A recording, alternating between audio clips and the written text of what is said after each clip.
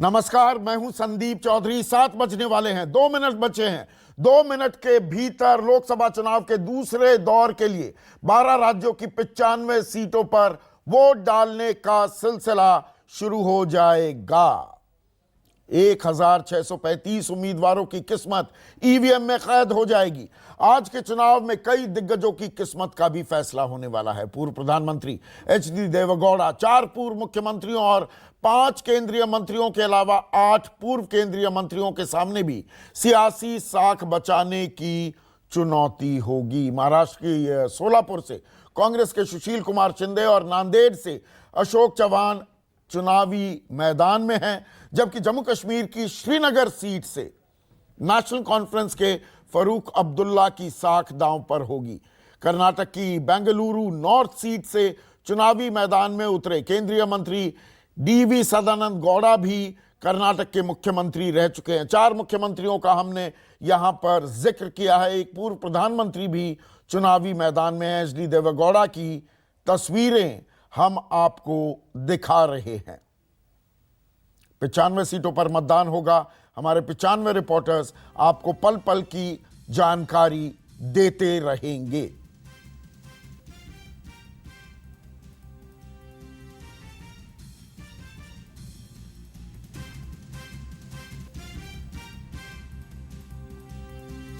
और मेरे साथ स्टूडियो में यशवीर राघव बीजेपी के प्रवक्ता हैं, कुर्बान अली किसी परिचय के मोहताज नहीं, वरिष्ठ पत्रकार हैं, सालों से चुनावों को ट्रैक करते आए हैं। जम्मू से मेरे सहयोगी पंकज शर्मा भी मेरे साथ जुड़ गए हैं। इसके अलावा अमिताभ ओझा पटना में मौजूद हैं। बिहार की 5 सीटों पर भी आज मतदान होने वाला है। पंकज, उधमपुर एक अहम सीट है।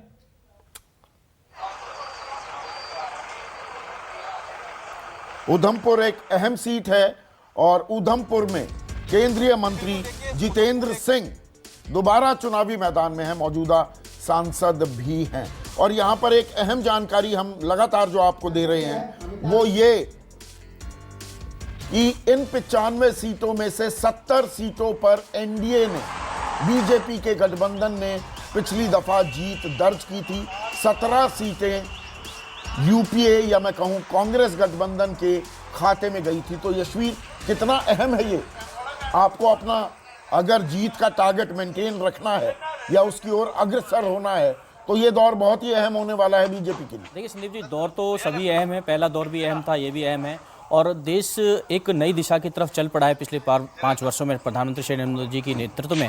और बहुत कई जो कड़े मुश्किल लक्ष्य हैं हासिल भी किए हैं प्रधानमंत्री श्री नरेंद्र मोदी जी के नेतृत्व में इस देश ने, और आगे अन्य लक्ष्यों को हासिल करने के इरादे से आगे बढ़ रहा है। पहली बार हुआ है कि देश की जनता को प्रधानमंत्री श्री नरेंद्र मोदी जी या देश की सरकार में एक विश्वास पैदा हुआ, आकांक्षाएं पैदा हुए हैं, और जिस वजह से लोग घर से निकल रहे हैं और देश सरकार को दोबारा से पुनः इस देश में वो वर्तमान सरकार स्थापित हो, इस प्रयास में वो लोग निकल रहे हैं और वोट दे रहे हैं। प्रधानमंत्री श्री नरेंद्र मोदी जी ने पहले भी कहा है कि मैं प्रथम 5 वर्ष सामान्य मानवियों की आवश्यकताओं की पूर्ति करूंगा। की प्रक्रिया शुरू हो गई है। तमिलनाडु की ये तस्वीरें हम आपको दिखा रहे हैं। पी चिदम्बरम अपने मत का इजहार करने पोलिंग बूथ पर पहुंच गए हैं। और हम उत्तर भारत की बहुत बात करते हैं कुर्बान भाई, लेकिन दक्षिण भारत में यहां पर 38 सीटें, वेल्लोर पे तो चुनाव नहीं हो रहे हैं तमिलनाडु में।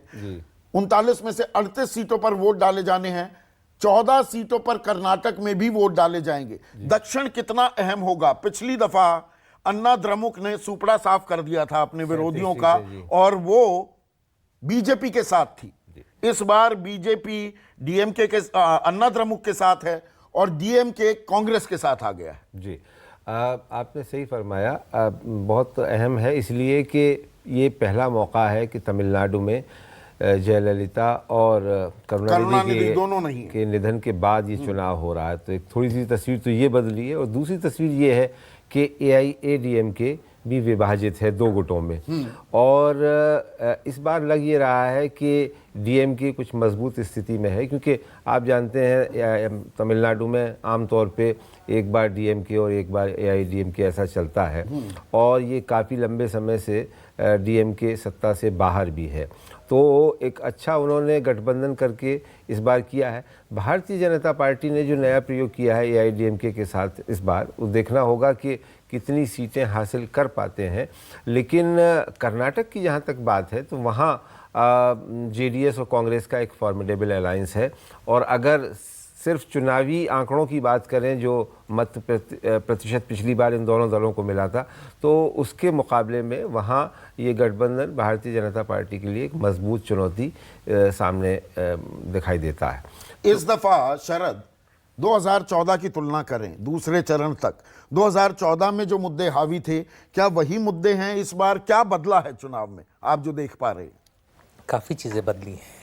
पिछली बार एक एस्पिरेशनल चुनाव था, लोगों की इच्छाओं को प्रतिबिंबित कर रहे थे नरेंद्र मोदी। प्रधानमंत्री बनना तो अलग बात है, लेकिन वो बहुत ढेर सारे ऐसे मुद्दे लेके आए थे जो लोगों की भावनाओं को छूते थे, कि नौकरियां, economy, infrastructure development, smart cities, उन्होंने इतने ढेर सारे वायदे किए थे कि लोगों को लगता था। और सबसे बड़ी चीज़, करप्शन फ्री गवर्नमेंट, भ्रष्टाचार मुक्त शासन।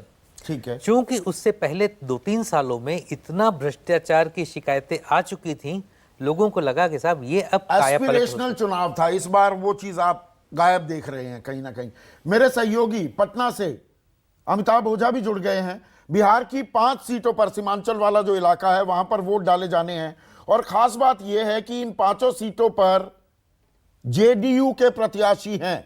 एनडीए की तरफ से सारे प्रत्याशी जेडीयू के हैं। तो इस बार इन 5 सीटों की मैं खास बात करूं अमिताभ, तो ये नीतीश की साख की लड़ाई भी है। नीतीश को उनकी पॉपुलैरिटी, लोकप्रियता बरकरार है या नहीं, उसका लिटमस टेस्ट है आज बिहार में। बिल्कुल संदीप, ये जो 5 सीटें पे जहाँ पे चुनाव हो रहा है, ये वो सीटें हैं जहाँ 2014 में मोदी लहर होने के बावजूद यहाँ पे महागठबंधन ने सीटें जीती थी। 4 सीटें जो किशनगंज, कटिहार, भागलपुर और बांका महागठबंधन के पास था, जबकि पूर्णिया की सीट जहां मैं इस वक्त हूं, पूर्णिया की सीट संतोष कुशवाहा ने विपरीत लहर होने के बावजूद जेडीयू के लिए जीती थी। और इस बार भी जो इन 5 सीटों पे जहां चुनाव हो रहा है, जेडीयू के कैंडिडेट हैं नीतीश कुमार के लिए बिल्कुल लिटमस टेस्ट है। और इस बात को वो भी बखूबी समझते हैं। 1 सप्ताह से वो करीब इसी इलाके में हैं, मधेपुरा में कैंप कर रहे हैं, और वहीं पर रहकर वो तमाम सीमावर्ती जो इलाके हैं वहाँ पर वो कैंपेनिंग कर रहे हैं। यही वजह है कि ये काफ़ी प्रतिष्ठा की सीट बनी हुई है जेडीयू के लिए। और पूर्णिया की सीट जो पहले बीजेपी के खाते में थी, वो इस बार जेडीयू के खाते में है। और थोड़ा सा समीकरण बदला है। पिछले बार जहां 2014 के चुनाव में उदय सिंह उर्फ पप्पू सिंह जहां बीजेपी के उम्मीदवार यहां पर थे, आज वो महागठबंधन के उम्मीदवार हैं, कांग्रेस के उम्मीदवार हैं। जबकि संतोष कुशवाहा जेडीयू के जो वर्तमान सांसद हैं, वो जेडीयू के टिकट से लड़ रहे हैं। लेकिन इस वक्त हम दिखाना चाहेंगे संदीप कि यहाँ पर जो वोटिंग की प्रक्रिया है वो अब शुरू होने वाली है। मॉक पोल शुरू हो चुका है, और यहाँ पर वोटरों की तादाद आप देख के अंदाज़ा लगा सकते हैं किस तरीके से यहाँ पर पहले मतदान फिर जलपान का जो फार्मूला वो कैसे यहाँ कर रहा है, चाहे वो महिलाएं हों या पुरुष हो, ये सारी कतार में लोग यहाँ आ गए। हम सीधे उन लोगों से बात करते हैं कि आखिर इस चुनाव में मुद्दा क्या है। सर आपसे बात करेंगे कि बताइए चुनाव में मुद्दा क्या है इस पर? मुद्दा तो अभी कुछ वैसी दिखाई नहीं पड़ रही है, सब अपने अपना प्रचार कर रहा है, उसमें क्या कहा जाए। मुद्दा तो रही अपनी जगह पर, राष्ट्रीयता की भावना तो कहीं उससे तो देखने को नहीं मिल रही है।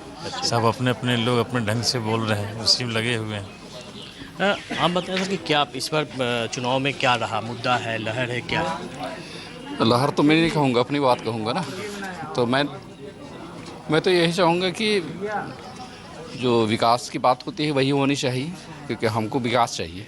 और जहाँ विकास होगा उसी के लिए हम उसी कैंडिडेट को हम कोशिश करेंगे, उसको आगे लाने की कोशिश करेंगे जो हमारे विकास की बात सोचने वाला है, हमारी बात कहने वाला है। इस तरह के जो भी कैंडिडेट होंगे जो विकास की बात करेंगे, उन्हीं को हम अपना सपोर्ट करेंगे। सर आपसे एक सर यहाँ आ जाए। सर ये बताएं कि इस बार चुनाव में मुद्दा क्या रहा? मुद्दा तो बहुत सारा है, लेकिन अपना स्थानीय दृष्टिकोण से कहेंगे तो अपना क्षेत्र में हर लोगों का विकास चाहिए, लोग परेशान ना हो। जिस काम के लिए सरकार को चुना जाता है, लोगों की सेवा के लिए, ऐसे सरकार बने जो लोगों का हित करे। नहीं, आमतौर पर सीमांचल में होता है कि वोटों का ध्रुवीकरण ज़्यादा मायने रखता है, समीकरण ज़्यादा, पॉलिटिकल समीकरण। इस बार क्या? पॉलिटिकल समीकरण अपने अपने जगह में अलग अलग है, क्योंकि अलग अलग कैंडिडेट हैं, लेकिन सबका मुद्दा एक ही है, विकास। आम तो जनता की सेवा। मतदाता बड़ा जागरूक है कुर्बान भाई, शरद भाई, मतदाता जागरूक है। एक तो अपने मन की था नहीं दे रहा है, ऑन कैमरा नहीं बता रहा है कि मैं किसको वोट डालने वाला हूं। विकास की दरकार है, ये आवाज उठ रही है पूर्णिया में।